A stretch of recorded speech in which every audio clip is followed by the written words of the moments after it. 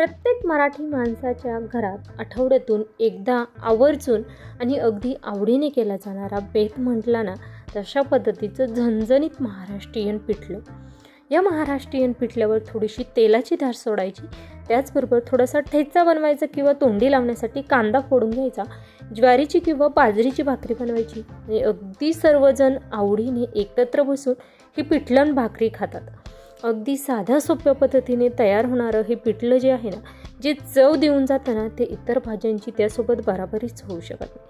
इतकं छान असं हे पिठलं या ठिकाणी बनवून तयार होतं. आणि कांद्याची पात ज्यावेळेस सीझनमध्ये असते तेव्हाच काय, तर वर्षभर कांद्याची पात नसताना देखील कांदा घालून का होईना, परंतु आठवड्यातून एकदा मात्र हे पिठलं बनवलंच जातं.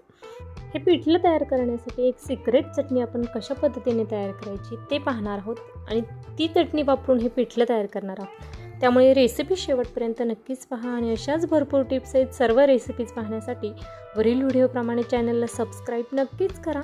नमस्कार, मी कविता, कविताच किचनमध्ये तुम्हा सर्वांचं खूप खूप मनापासून स्वागत करते.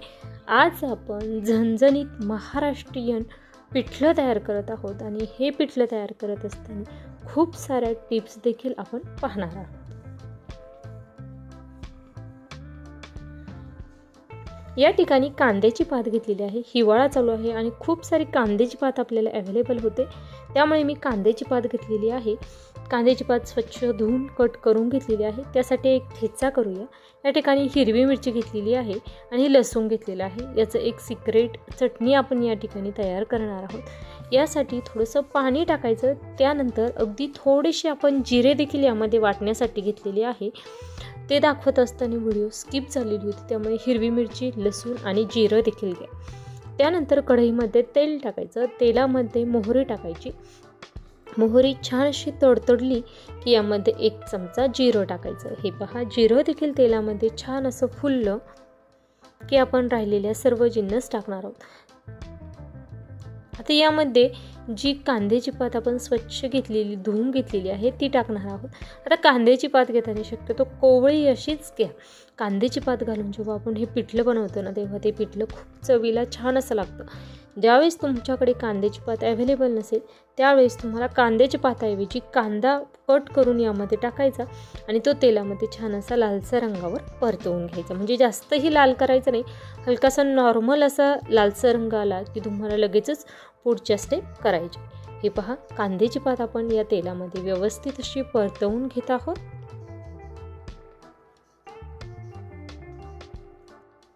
कांद्याची पात या ठिकाणी छान अशी परतवून तयार झालेली आहे.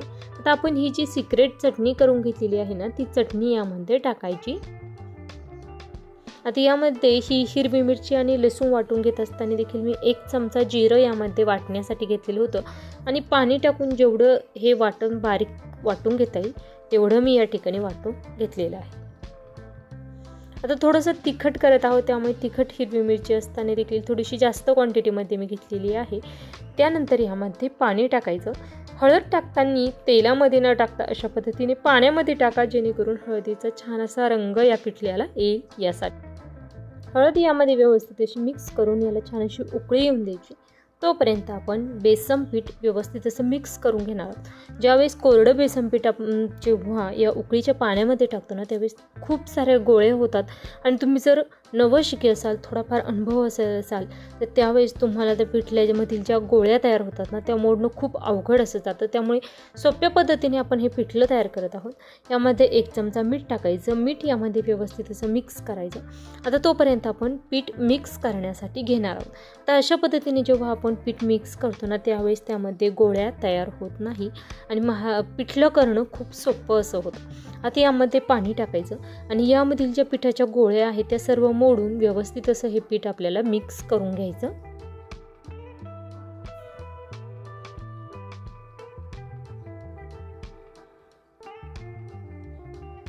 हे पहा, अगदी व्यवस्थित असं मिक्स करून घ्या, जेणेकरून त्यामध्ये अजिबातही पिठाच्या गोळ्या राहणार नाही आणि पिठलं आपल्याला करणं खूप सोपं होईल.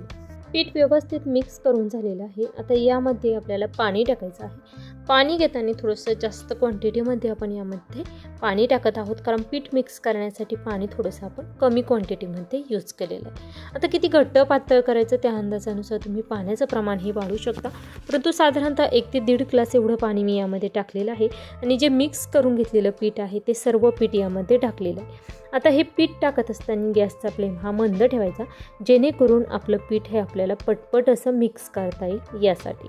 हे पहा, अगदी व्यवस्थित असं चमच्याच्या सहाय्याने मिक्स करून घ्यायचं. त्यानंतर गॅसचा फ्लेम हा आपल्याला मध्यम करायचा आहे. आता जरी आपल्याला हे थोडंसं पातळ वाटत असलं ना, तरी जसं जसं हे पिठलं शिजत जाईल तसं तसं ते घट्टसर होतं. त्यानंतर यामध्ये खूप सारी बारीक चिरलेली कोथिंबीर टाकायची, व्यवस्थित अशी मिक्स करायची.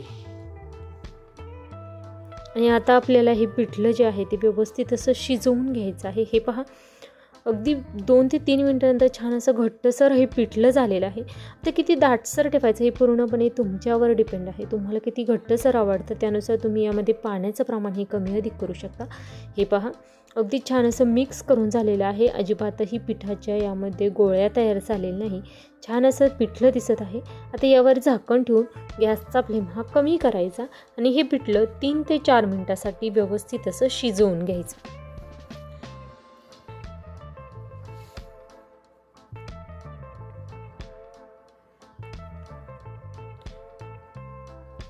तुम्हाला जर हे पिठलं तयार करत असताना तुम्हाला जर लाईव्ह रेसिपी जरी पाहायची असेल ना, तर तसं मला कमेंट बॉक्समध्ये नक्कीच कळवा. तुम्हाला ही रेसिपी लाईव्ह देखील मी करत असताना तुम्हाला ती पाहून लगेचच ती बनवता येईल यासाठी तसं मला कमेंट बॉक्समध्ये नक्कीच कळवा. आणि 2 ते 3 मिनटं झालेली आहे.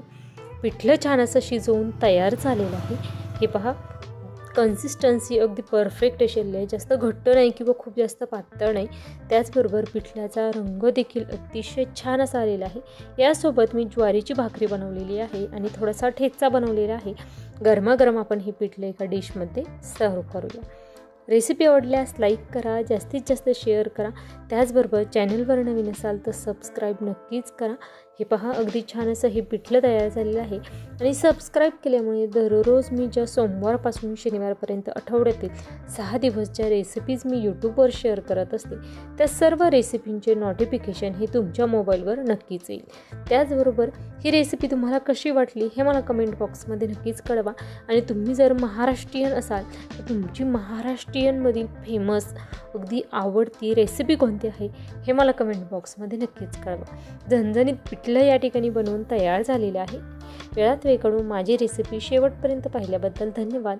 पुन्हा भेटूया उद्याच्या भागामध्ये अशाच नवीन एखाद्या छानशा आणि झणझणीत रेसिपीसोबत. तोपर्यंत धन्यवाद.